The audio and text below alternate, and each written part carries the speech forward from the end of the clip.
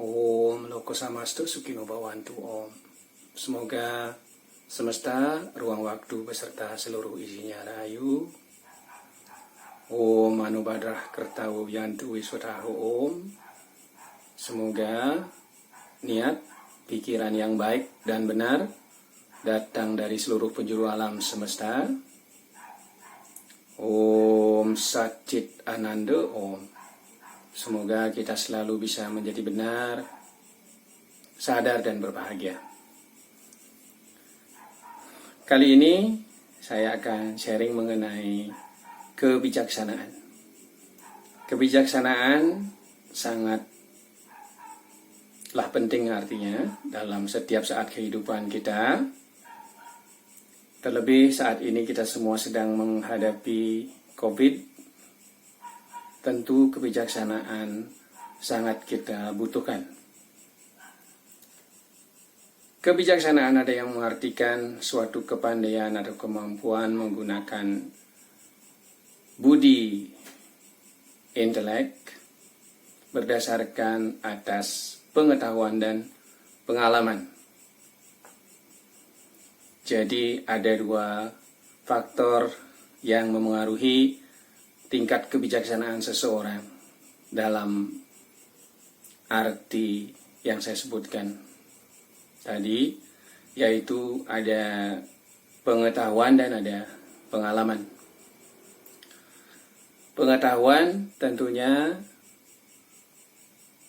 bersifat kognitif, yaitu dari tadinya belum memahami menjadi lebih paham, lebih mengerti.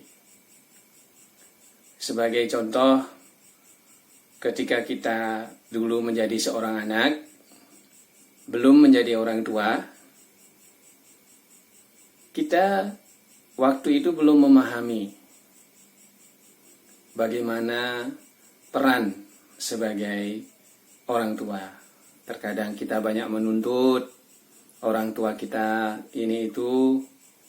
Kemudian sekarang ketika kita sudah berkeluarga dan memiliki anak-anak, pertanyaan kita kepada diri kita sendiri adalah, sudahkah kita menjadi orang tua yang lebih baik dari orang tua kita?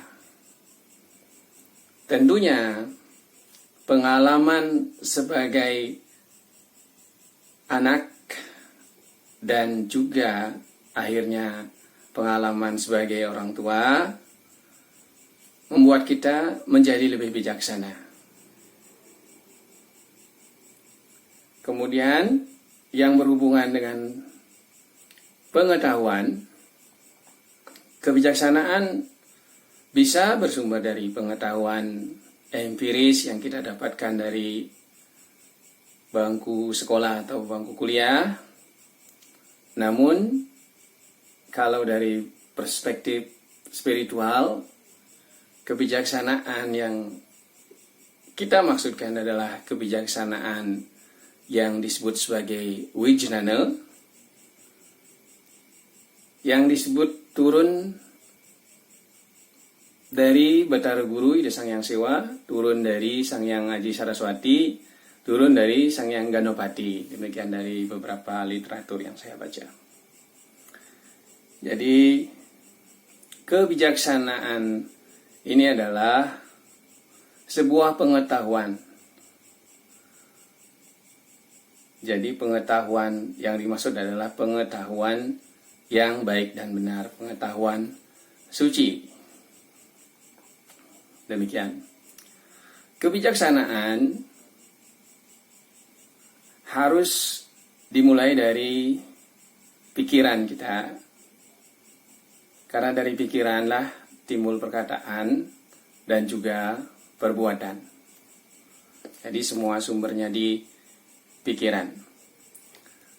Pengetahuan tidak harus berdasarkan pengalaman kita sendiri, namun bisa juga dari pengalaman-pengalaman pendahulu-pendahulu kita berupa tulisan-tulisan, sastra-sastra yang bisa kita pelajari, sehingga kebijaksanaan yang kita dapatkan tidak harus kita yang mengalami. Kebijaksanaan dapat juga diartikan sebagai kelapangdadaan atau toleransi terhadap kesulitan-kesulitan hidup yang dihadapi dengan penerimaan tanpa syarat. Ada yang mendefinisikan seperti itu, sehingga sifat menerima, sifat lapang dada terhadap suatu yang kita anggap sebagai kesulitan merupakan sebuah kebijaksanaan. Jadi seperti halnya COVID yang sedang kita hadapi, kalau kita mau bijaksana, tentu kita harus satu menerimanya dengan lapang dada, kemudian dengan sifat penerimaan ini biasanya solusi-solusi bisa kita dapatkan dengan lebih baik. Kemudian ada yang mendefinisikan kebijaksanaan sebagai kemampuan yang mengedepankan rasa empati dan kasih sayang, affection, dan selalu memikirkan perasaan orang lain sebelum mengucapkan atau melakukan sesuatu. Ada juga yang menyebutkan kebijaksanaan bersifat reflektif, di mana sebelum kita mengatakan sesuatu atau melakukan sesuatu yang akan berpengaruh terhadap orang lain, kita selalu mempertanyakan diri kita, apabila kita berada di posisi itu, apakah kita akan merasa bahagia atau tidak? Kalau kira-kira kita tidak akan bahagia dengan ucapan atau tindakan tersebut, kita memikirkannya kembali dan bahkan lebih baik tidak berucap atau bertindak kalau nantinya menyakiti perasaan yang lainnya. Dalam konteks perkataan, ada salah satu sastra yang sangat menarik yang dikupas dari Manusmriti, yang isinya adalah Satyam bruyat, priyam bruyat, na bruyat, satyam apriyam. Maksudnya adalah katakanlah yang benar. Katakanlah yang menyenangkan hati. Jangan mengatakan hal yang benar kalau tidak menyenangkan hati. Jangan mengatakan yang tidak benar hanya semata-mata untuk menyenangkan hati. Sangatlah dalam arti dari apa yang tertulis dalam Manusmriti ini, kalau kita pahami. Jadi, kalaupun hal benar yang kita sampaikan, namun kira-kira menyebabkan sakit hati, sakit perasaan orang lain, lebih baik kita tidak mengatakannya. Inilah kebijaksanaan itu dalam konteks berucap. Demikian juga dikatakan tadi, janganlah mengatakan ketidakbenaran atau kebohongan hanya semata-mata ingin membuat hati senang atau perasaan senang.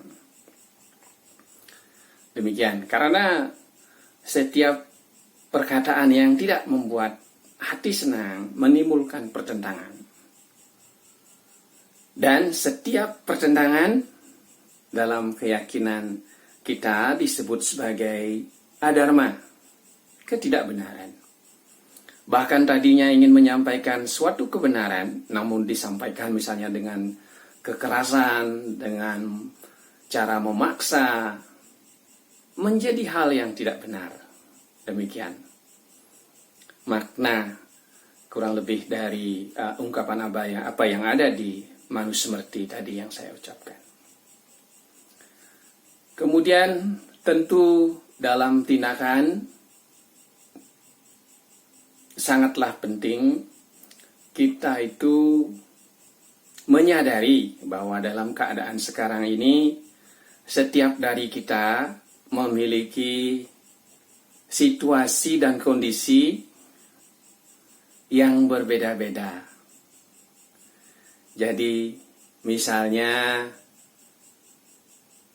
sebelum kita memosting sesuatu, misalnya kita sedang makan-makan, kita posting di Facebook atau di sosial media, kita harus memikirkan juga mungkin ada saudara-saudara kita yang dalam kondisi saat ini,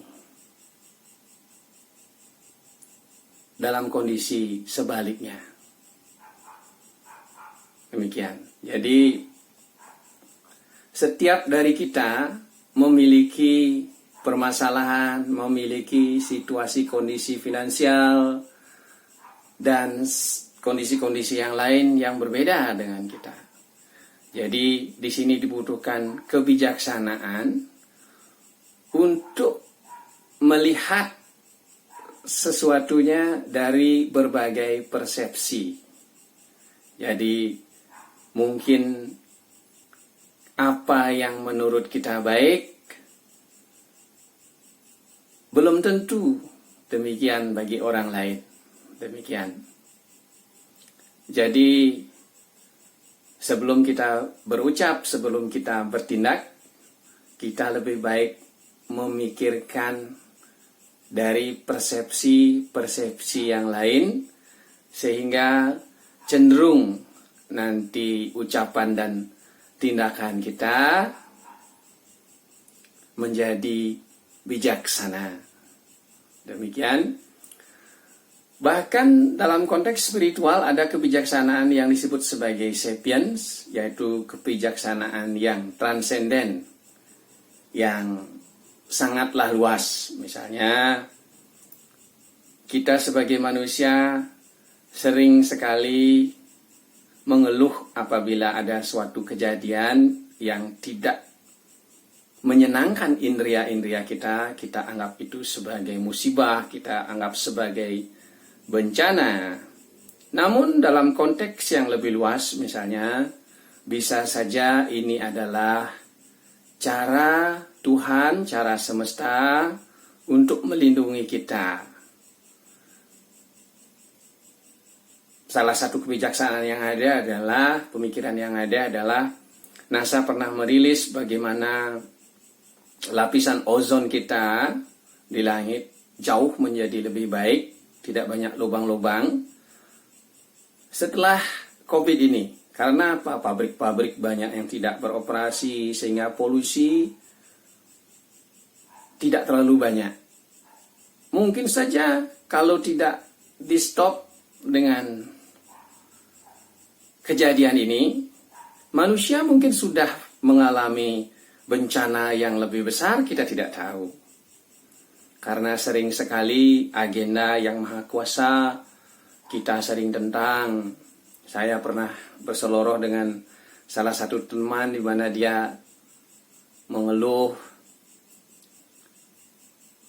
kok hujan hari ini, Pak Made? Saya jadinya tidak bisa beraktivitas, tidak bisa olahraga.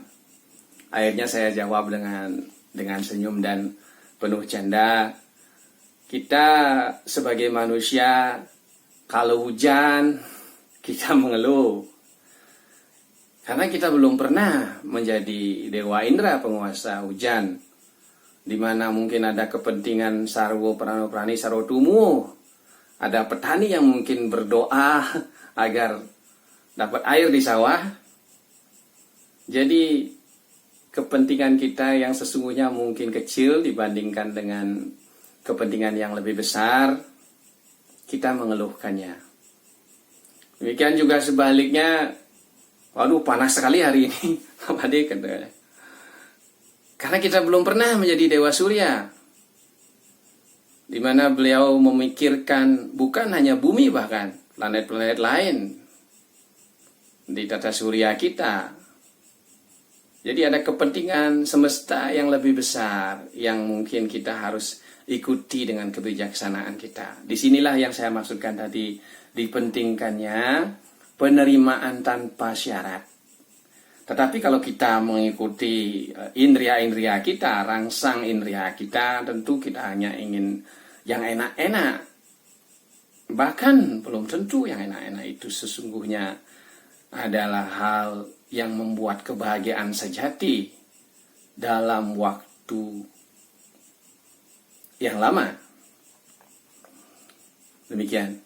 Jadi penting sekali kita untuk berpikir bijaksana sembari selalu berpikir bahwa sesuatunya akan menjadi lebih baik atas doa kita bersama.